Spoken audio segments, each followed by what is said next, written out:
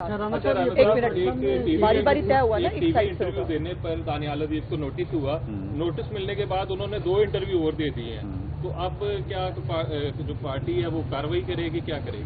देखिए, मामला ये है कि दानियाल अजीज साहब हमारे भाई हैं। वो एक सूबाई हलके के टिकट के ऊपर जो है वो एक ऐसी नाराज़गी कह लें या उनका गुस्सा कह लें, उसे वो पूरी पार्टी के ऊपर जो है वो उसको प्रिवेल करना चाहते हैं।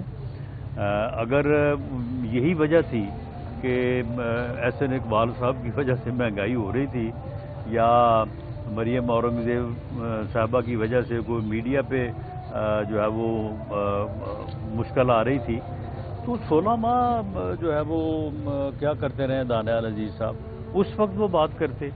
16 माह के बाद जब गवर्नमेंट जो है वो उसने अपनी मुद्दत पूरी की है, तो उसके बाद ये 3 माह हो गए, 3 साढ़े 3 माह, उसमें वो बात करते। अभी अब आके जब वो अवैस कासम के टिकट का मसला हुआ, उस हल्के से अहमद इकबाल जो एहसन इकबाल साहब के बेटे हैं, उन्होंने भी ख्वाहिश जाहिर की है कि मैं इलेक्शन लड़ना चाहता हूँ। दानियाल अजीज साहब शायद अवैस कासम को वहाँ से इलेक्शन लड़ाना चाहते हैं। तो ये कोई ऐसा इशू नहीं है जो हल ना हो सके, ये हल हो सकता है। और अगर दानियाल अजीज साहब क्या चाहें कि अवैस कासम को ही लड़ाना है या एहसन इकबाल साहब के बेटा जिद करे कि जी मैंने लड़ना है, तो पार्टी उसके ऊपर मेरिट के ऊपर फैसला करेगी। तो दोनों को जो है वो फैसले का इंतजार करना चाहिए। और इस किस्म की सूरत हाल कि जो आप अपने हलके से उठा के, नारोवाल के एक हलके से उठा के उसे पूरे सूबे पे और पूरे मुल्क पे जो है वो उसको नाफिज करें, ये मैं समझता हूँ कि ज्यादती। एक मिनट ऐसे नहीं जो ऐसे नहीं होगा ऐसे। Please don't do it, please don't do it.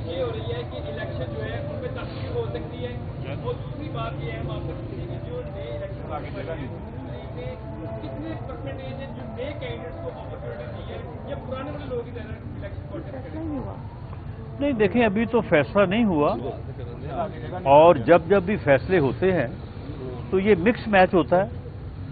इसमें टिकट जो है वो ना इस बात पे कि जी नौजवान है और ना इस बात पे भी ये कोई अपना ओल्ड एज है, इस बात पे तो टिकट का फैसला नहीं होता।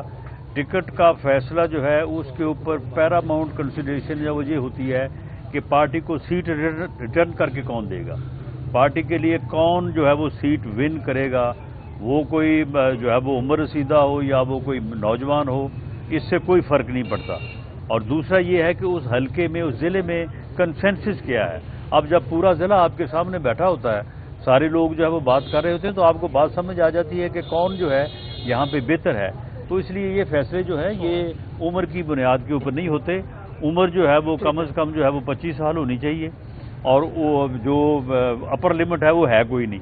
वो जब तक भी हाथ पांव चलते हैं तो इलेक्शन जो है वो लड़ा जा सकता है। दूसरी बात आपने की जो इलेक्शन के डिले होने की, देखें ये इलेक्शन की डेट जो है ये किसी ने नहीं दी, ना किसी गवर्नर ने दी है, ना चीफ मिनिस्टर ने दी है, ना इलेक्शन कमीशन ने दी है।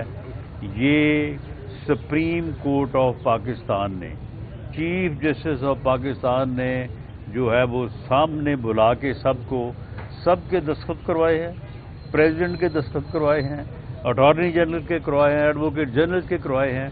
और जिस तरह से उन्होंने एक अनाउंस्ड डेट ऑफ इलेक्शन जो है पोल जो है वो मुकर्रर की है, मैं नहीं समझता कि इस डेट से निकला जा सकता है।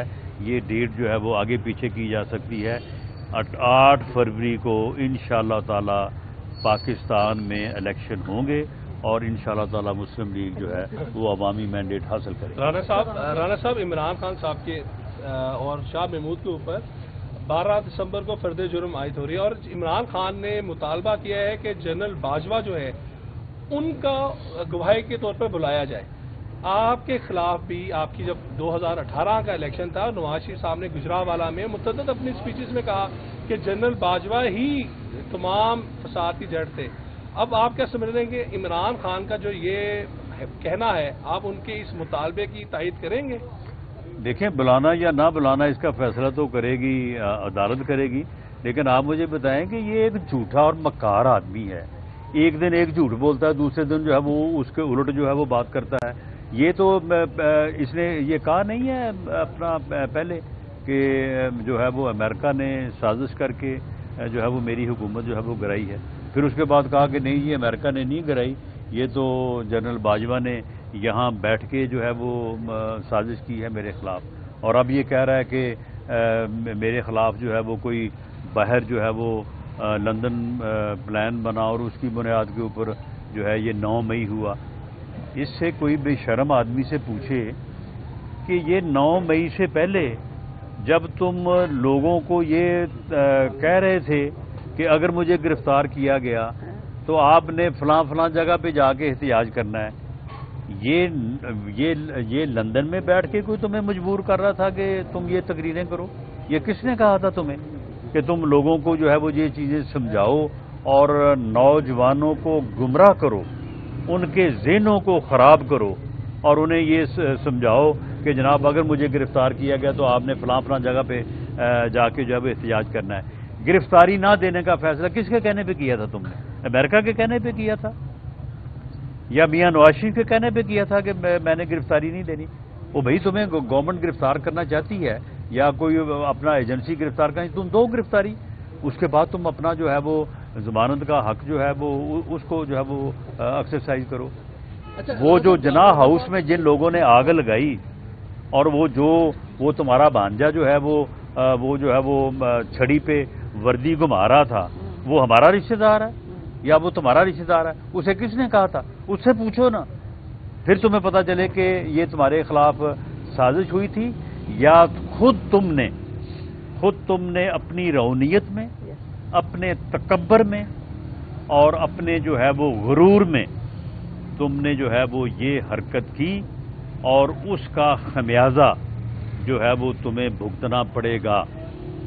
اب تم کہتے ہو کہ جی میرے خلاف سازش، یہ سازش اگر یہ سازش ہے تو یہ تم نے ہی اپنے خلاف کی ہے، یہ سازشی تم خود ہی ہو.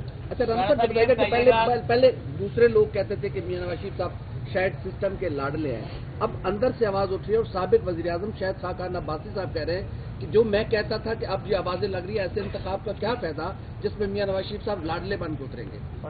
نہیں چلیں آپ بتائیں. شامل کیجیے گا کہ پاکستان مسلم لیگ نون کی جانب سر فضل الرحمان صاحب جو ہیں وہ سیاسی لحاظ کرنے جا رہے ہیں مسلم لیگ نون کے ساتھ. کیا آئندہ آنے والے اگر نون لیگ کی حکومت بنتی ہے تو صدر جو ہیں وہ فضل الرحمان بننے جا رہے ہیں؟ ان کی جانب سے مطالبہ کیا جا رہا ہے. پہلی بات تو یہ ہے کہ الحاق کے اوپر کوئی بات چیت ابھی نہ شروع ہوئی ہے نہ مکمل ہوئی ہے.